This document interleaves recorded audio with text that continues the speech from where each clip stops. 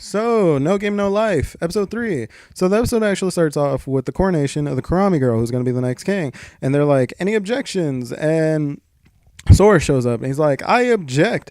And he pretty much goes into this whole thing where he's like, I don't want the next king to be a fake. It'd be pretty bad for this country if the next king actually got support from elves or some crap and used elf magic to win and become king. And everyone freaks out and they're like, what the hell is he talking about? And she's like, you're just mad that I'm going to be the next king. Look, I'll just kick your ass to the game and let's get this over with. And he's like, all right, sure, as long as it's not poker and you get your cheating elf scum out of here. And they reveal that there's an elf waiting in the crowd from earlier, the hooded girl with the weird ass eyes. And they're pretty much like, oh my God, she is cheating. And she's like, look, I'm not cheating. That's an elf that you brought in. You're just trying to set me up. Look, we'll play a game that's fair and square. It's impossible to cheat at. And that way you could prove, like, I'm not cheating and I'll become the next king. And he's like, yeah, sure. Why the fuck not? So later he has a talk with Stephanie Dola. She's like, oh my God, you can see magic. And he's like, no, we can't. But there's loopholes to the whole idea of deciding the new king, which is any other nation who can use magic could pretty much just manipulate the human to winning, and then they'd have a puppet state because humans can't see when magic's being used on them, so they wouldn't know that an outside party is like helping or a third party or some shit. So yeah. So then they meet the Karami girl, and she starts pretty much admitting stuff. She's like, look, I want you guys to quit.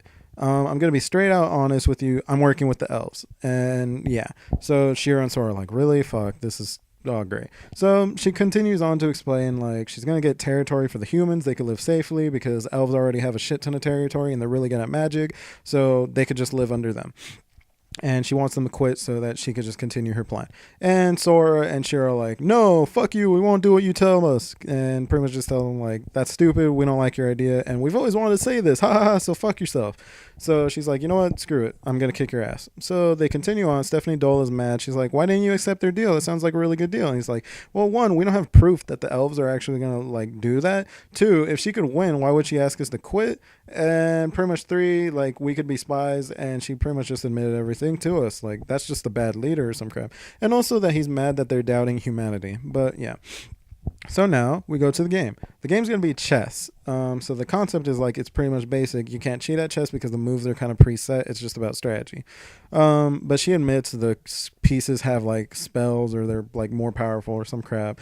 And as the game continues, Shiro gets to play because, like, I guess she's really good at chess as from episode 1. But the girl just tells her pawn, like, move forward. And it moves forward 3 spaces, which, if I recall, isn't normal because if I recall, they can only make 1 space if it's a pawn unless it's the first move. Then they can make 2 spaces. So all that crap. They continue on, and then Shiro gets into another issue, which is she can't make moves that would sacrifice her pieces. So she can't take a piece if one of her pieces would be sacrificed in that whole process, and she can't use them as bait. So yeah, eventually she gets into a situation where none of her pieces want to make a move because it risks them all. So she gets all sad, and she's pretty much just like, oh, I'm sorry, Oni-chan, I failed you or whatever. And Sora steps up, and he's like, you know what? Fuck you guys, everyone listen up. If you go and kick ass, you could do whatever you want. You could, like, bang any girl you want. You could, like, do whatever the fuck you want. I'll give you money. You'll be tax exempt. You'll be free from being soldiers. Just go kick ass and crap. So all the troops are like, fuck yeah. And they start, like, going in crazy. He starts giving them orders. They're jumping over pieces, backstabbing them. Other girls like, bullshit, you can't be doing that. It's my turn. He's like, why would I wait for your turn? You're the opponent. I'm gonna kick your ass right now. And he tells his king and queen and shit to go to the front line. He's like, look at her pansy units. They're hiding behind, like, their pawns. Look at that king and queen. You want them to be the ruler? You don't want this stupid girl to be the new ruler. He also explained some crap that, like, she used magic to manipulate the pieces to be more like active or whatever, because the whole game seems to be about charisma, but no, like, leader has ever forced his troops to win a war for him. He's always had to make deals or make them feel good or, like, make them want to fight for something. And he also says something about, like, all men just struggle or, like, strive to find cuteness in life. And he says, like, and my sister is cute and she would be the next queen.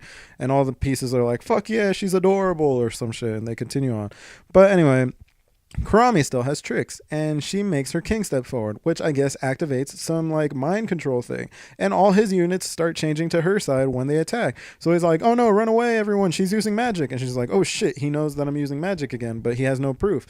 And he starts freaking out. He goes into that, like, social anxiety or whatever thing I guess he has. And then I guess the enemy queen is about to kill his king, and he jumps in and he's like, no, queen, please, you're beautiful And I guess that's all it needed, because now she's like, oh my God, like, you're right. And he's like, yeah, look, your king is sending you to the front line. The queen, aren't you supposed to protect your very own people? Why are they sending you forward? Blah, blah, blah, blah, blah, blah.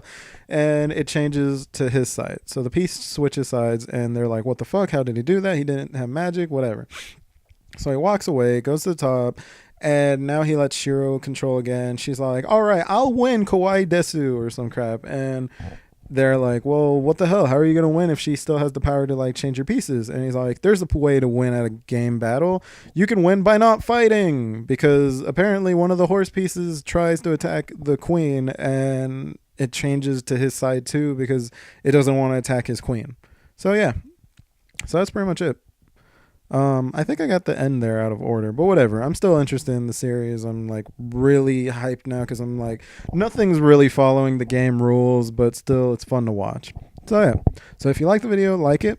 If you want more, subscribe. And yeah, thanks for watching. Later.